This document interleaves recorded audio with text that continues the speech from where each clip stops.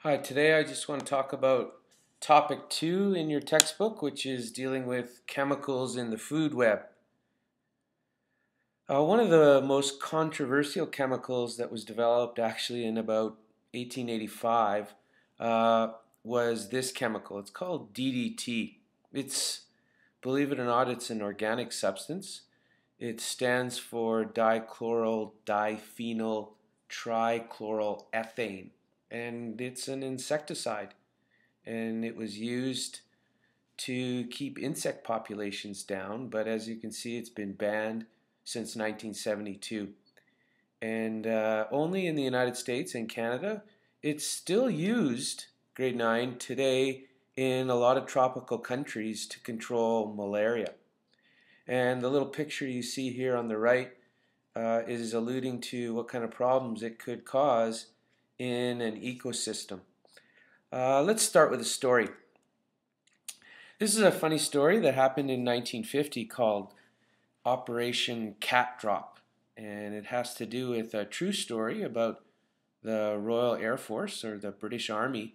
And what they ended up having to do was they had to drop cats by parachute into a village in Borneo because they made some unintended mistakes in regards to the use of DDT. And so what happened was the World Health Organization was called in to help control malaria in the 1950s, and so they sprayed the area with malaria. However, what they didn't realize when they sprayed the area was not only did the DDT kill the mosquitoes that were causing malaria, but it also was killing a bunch of other organisms, like a parasitic wasp.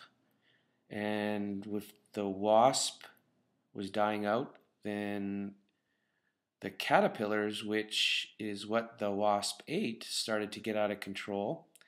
And these lizards called geckos were also affected, and they affected the cats. And so it basically became the first lesson that the science community had in regards to the amplifying effect that a chemical like DDT can have in an ecosystem.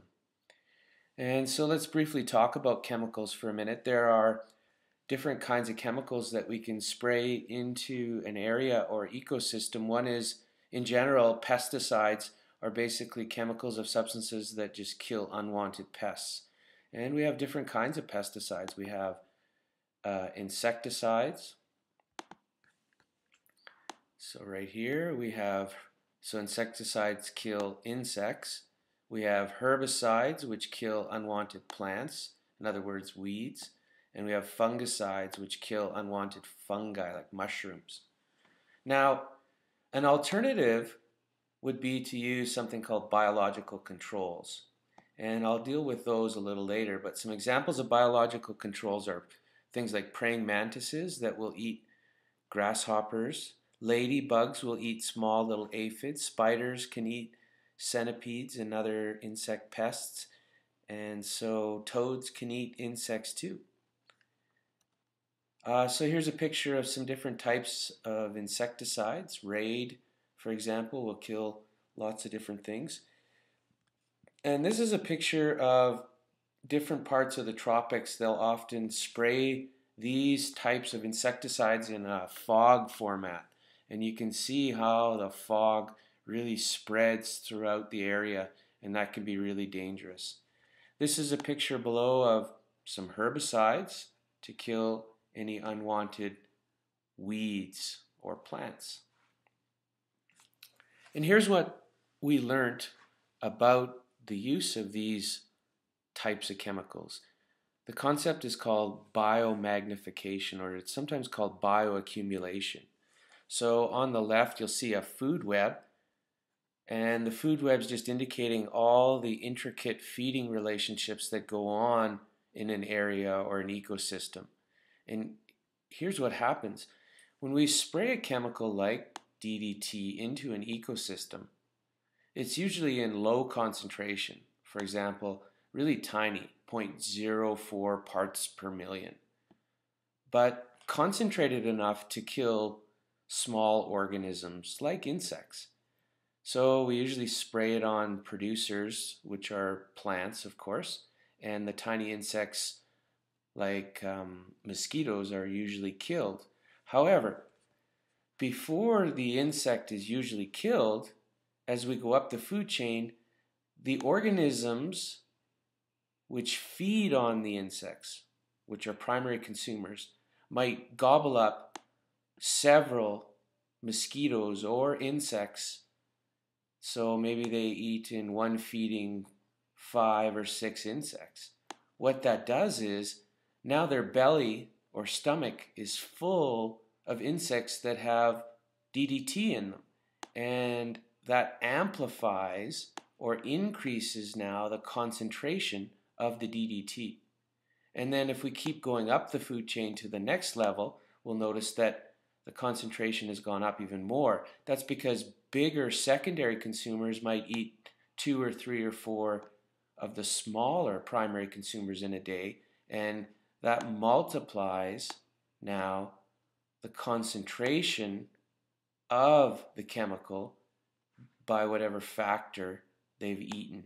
And then here's our eagle now eating the big fish, the pike, and you'll see now the eagle has concentration of the DDT at really high levels.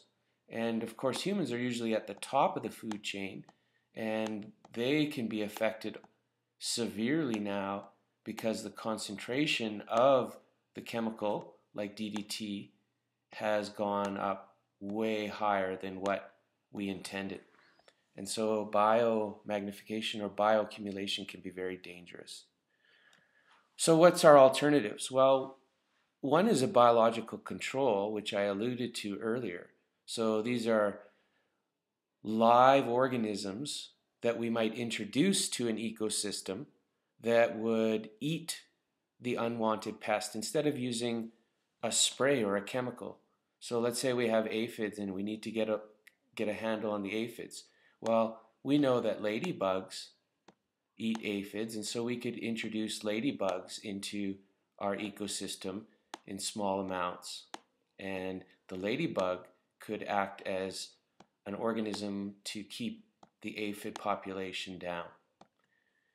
Or let's talk about preventing the use of fungicides or preventing the use of herbicides.